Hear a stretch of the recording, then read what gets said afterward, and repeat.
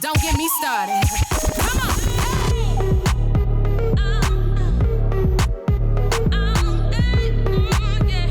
Hello, beautiful people, and welcome back to another episode of the Low Show podcast. Appreciate you guys being here today and hanging out with us. We drop new episodes every Wednesday at 10 a.m. Pacific time.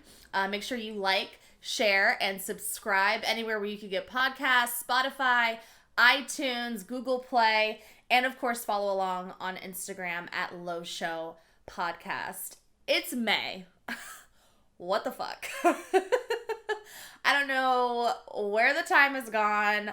2 months in quarantine almost, for me at least, and it's just flying by. I mean, we had Cinco de Mayo yesterday. Mother's Day is this Sunday. I mean, things are happening, and we are still reliving the same day over and over again. I know a lot of people have been comparing it to the Bill Murray Groundhog Day. Like, literally, though, like, when we would get up and, like, go to work, like, before all of this happened, like, there would be some different nuances that we wouldn't necessarily have every day, right? Whereas, like, now it's like, you go to bed, you wake up, you see the same shit every day, you go either to the couch or to your home office if you have that luxury, but you're still looking at the same stuff every day. So if you're struggling right now, hang in there. I feel like the end is near as far as like us working from home, hopefully.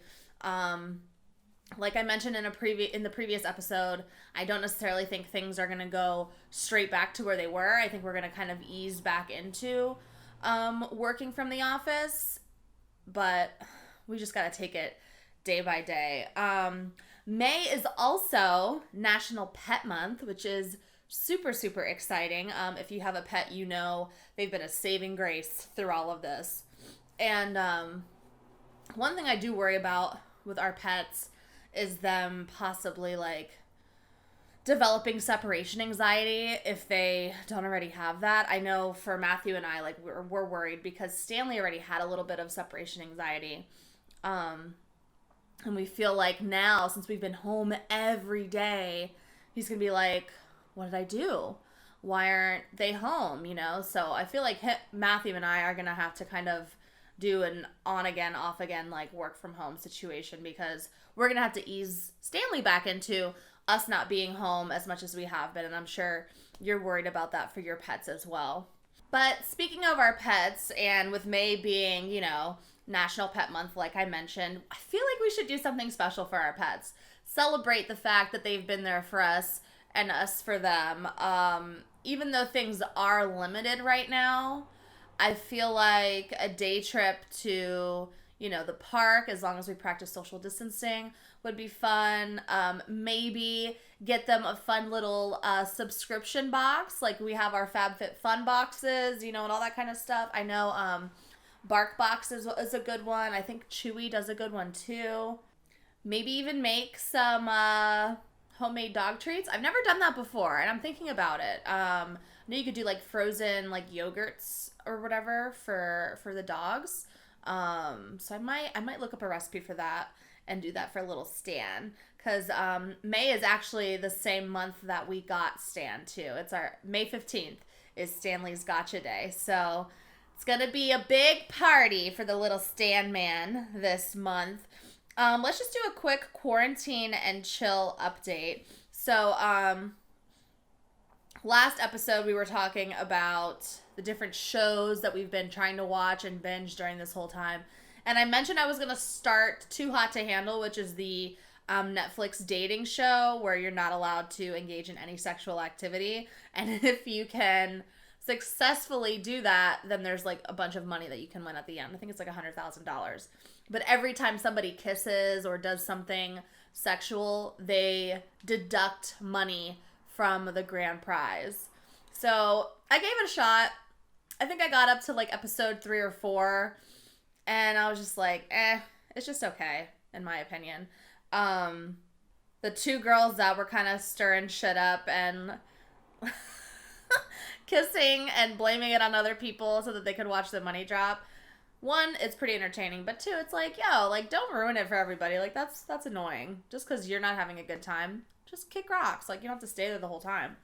I will say that Matthew and I literally binged this new Ryan Murphy show on Netflix called Hollywood in 2 days. I think there's like 10 episodes. Super, super good. If you are a fan of Ryan Murphy, you know he is amazing. I mean, he's done Glee, American Horror Story, just to name a few. And he tends to keep the same actors on with all of his projects, which I think is amazing. So this particular show, Darren Criss is in it, Dylan McDermott, Queen Latifah has a role as well, and it's pretty much a show based in post-World War II Hollywood, and it just follows a bunch of people's lives that pretty much will do anything to be rich and famous. It also highlights a lot of situations revolving around the Me Too movement, racial disparity, women empowerment, all of the things, and it's just done really well in my opinion. There has been some backlash on the characters that he is having portrayed, that he didn't necessarily do them justice for the movements that they were fighting for back then. But at the same time, it's like, it's a fiction television show based on some truth that's happened back then. We're introduced to some new actors and actresses as well. It's just an all-around really good show. It's funny. The guy that plays, God, what's his name? Big Bang Theory. Hang on. I'm gonna look it up really quick. His character was hilarious. But, like, I don't want to say hilarious because he did do some, like, pretty shitty things in the show, as far as, like, sexual assault and, you know, things surrounding that. Oh, Jim Parsons. He plays Sheldon in Big Bang Theory, but he also plays, I think his name's Henry, in the Hollywood Netflix television show. And he's just like this skeezy agent, and he's in the closet. He's gay, and at that time, obviously, that was a very big taboo thing, which is sad. But he used his sexual orientation and would blackmail his clients. So he would pretty much get his clients to do things that they didn't want to do with him, and then be like, well, if this gets out, then you're done in Hollywood. It's a big thing. But if you like shows like that, if you love post-World War II fashion, this is an amazing show to watch because the looks are turned out. And some of these characters are just very, very, lovable anti-heroes, if that makes sense. But really good show, 10/10, would recommend. But now it's like, gosh, there's nothing else to watch. I've literally finished Netflix, and I'm at the point where I am rewatching old seasons of RuPaul's Drag Race on Amazon Prime, because why the fuck not? And there's just there's nothing else out that I'm really interested in. So if there's a show that you think I should watch, or you think I would be interested in, go ahead and send it my way. I'm going to keep this podcast short and sweet this week just because there's a lot going on. Hoping to get my sister in next week to guest host on the podcast.